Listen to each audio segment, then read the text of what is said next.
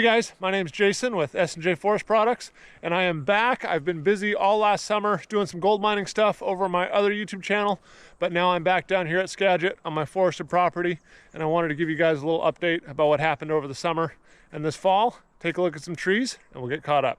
So previously, this last spring, I planted about 12,000 trees. A lot of them were cedar, and I had real mixed results with them. I had some deer problems I talked about on some of my previous videos, but it is now December and they've had all summer to grow and survive, hopefully. I have them marked out with some of these stakes here behind me that you can see. So this last early spring, I had all this mowed down. This was all pretty much down to 6 inches and less. The berries have come up. You can see these blackberries here. They're terrible. All this growth you see happened this summer. But let's go over and see if we can check on some of my trees here. So what happened is I planted all these trees in March, and within the first month, the deer came through and they nipped the top of almost all of my cedar trees. So here's an example. The deer came through and they nipped this leader and they took all the branches all the way down to the ground. The tree has survived though. So what I got to do this year is I'm going to cone these so the deer don't come in and munch down and just turn this into a little cedar bush. Some of the other ones that weren't so lucky, either they got shaded out or they got eaten down too much. This tree's completely dead, so that one's a loss. Let's see, I don't even know if that one ever got started. The roots are all rotted. So we'll go around here and take a look at these stakes. I think I've got about 100 stretched down here along between the road and the property line is kind of right over here. So I really want to kind of have this as a little microcosm and count up how many trees survived versus how many I lost. We can get kind of a pseudo survival rate. Well, all the pink flags back there are all dead trees that didn't make it. And I think I've put 2 or 3 blue cones around some live trees in the last 20 stakes. And here is my problem. Right through here, around that stake, is a deer superhighway, elk as well. I've got a bunch of elk down here. And they just come through and they eat everything. Another interesting thing, I planted some redwoods down here. These are coastal redwoods. Trying to get them up north here, see if they can get growing and grow quick. They're supposed to be extremely deer resistant. Deer aren't supposed to eat them. But man, the deer like this one apparently. Ate the leader right off it, which is really irritating. But you know, we're seeing stuff like this. I got a brush around this one. This one made it. But they came in this spring and they just ate the leader. They just ate the leader right off it. The branches all the way down. Bam, bam, bam. It's coming back. But let me show you the blue cones I'm using to protect these so they don't get eaten again this year. So here's what I do. I come along, find a tree that's still alive. This top leader is pretty much dead, so I'm going to cut it right there. This is going to be the new leader. Kind of brush some of this stuff out around it. And I take one of these blue cone things. These are pretty cool. You fold them around, clip them in there. 1, 2, and 3. And now you have a deer protective cone. I'm going to slide that down over the leader and as much growth as I can get to protect it, because the deer run out of browse in the winter and then they start getting desperate and they eat all my cedar trees. And then you just take a zip tie, run it through like that, zip tie it down, and now the deer can't get to it. And my tree can live out the winter protected from deer browse. Now this is going to do a couple things for it. It's going to protect it from the deer browse. It's going to act like a little greenhouse. I don't know how effective that is. The people on their website talk about all the benefits of these things. For me, it's going to protect from the deer browse. That's my main concern. But the other things they talk about is it acts like a little greenhouse. The sun hits it, warms it up here in the fall. It increases the growing season, so they might get a little bit more on the beginning and the end of the season for growth. Now, I'm fighting 2 or 3 different things, the deer being the first one. Last summer was a terrible drought year for us again. This place is just getting hit over and over again with drier and hotter summers. The cedar and the spruce are all dying back in this part of the world. They expect it's from drought. And historically, this has been a really good cedar spot. They logged a bunch of cedar here about 5 or 6 years ago. It's a great cedar site. It's wet, it's moist, it's flat, but it seems like the cedar that are left just aren't surviving very well. Same with the spruce. So I've planted some cedar. We'll see if they can go.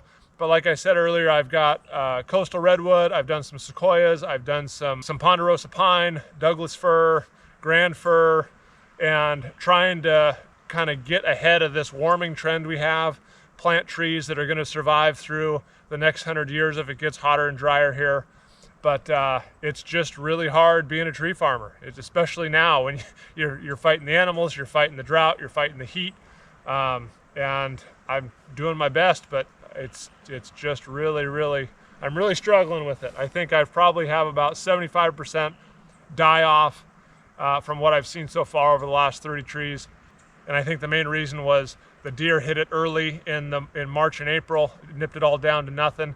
And then the hot and dry just took out most of my trees. So we're gonna protect the ones we can, and hopefully we can get them up 6-8 feet tall. Once they get up about 8 feet tall, they're above the deer browse and they're free to grow.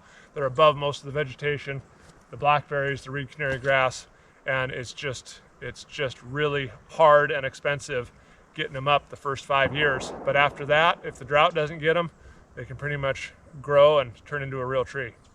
This poor little guy is just barely gonna make it, I hope. He got nipped down, all the laterals died. He's got one little tiny green spot there. So we're gonna get him coned and hopefully he can make it through this next summer.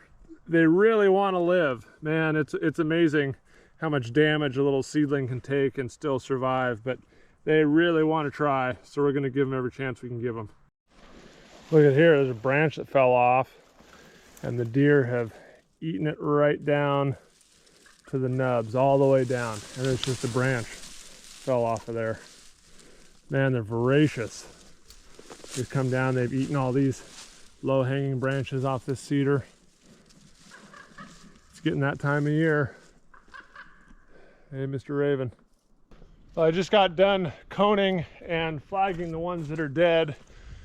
I'll walk along here so you can kind of see what's behind me here as I go, but I've counted them. I had 57 that were dead and I had 50 that survived. So a little less than half survived, which I don't know if I'm real happy about that. I mean, we had every single one of them got deer browsed. And so to have half of them survive that and then go into a summer that was super hot and super dry, I think 50% is pretty good actually. I was hoping for more, but it's what I got. And what I found is it seems like if you can get them through that first growing season and they survive, the survival rate is great after that. I mean, I might lose another 10% of the trees that survived, but it's really high if you can get them established and then protect them from that deer browse, which I've done now.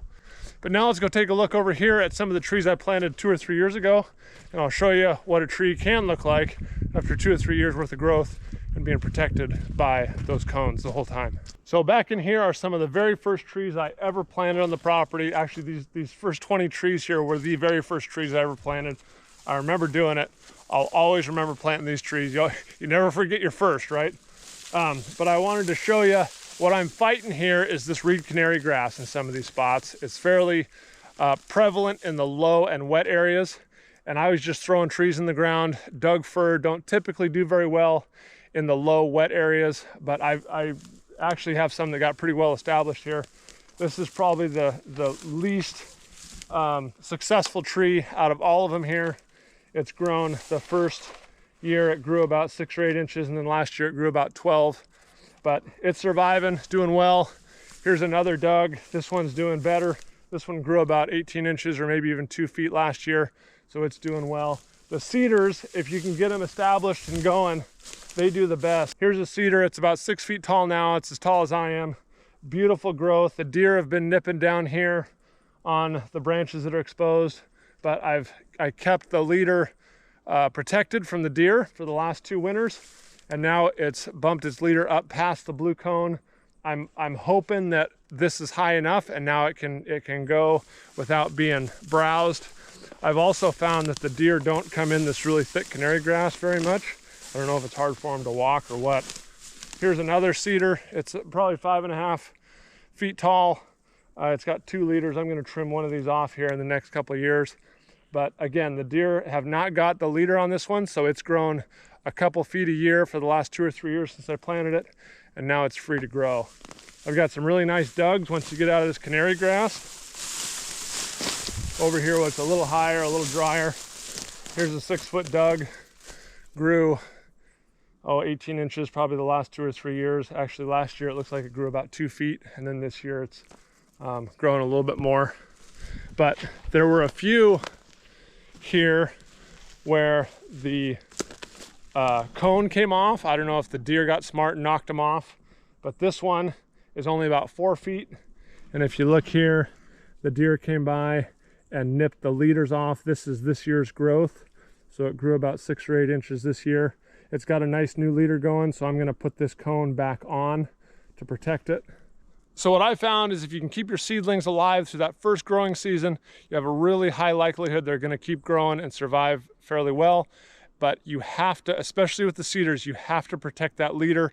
You have to keep the deer off them until they get so high that they can get that leader above the deer brows and keep going. So I really appreciate you guys watching. I am excited to get back into making more forestry videos. I got some more coming up here in the next couple of weeks, so stay tuned for those. Otherwise, thanks for watching, guys, and we'll see you in the next video.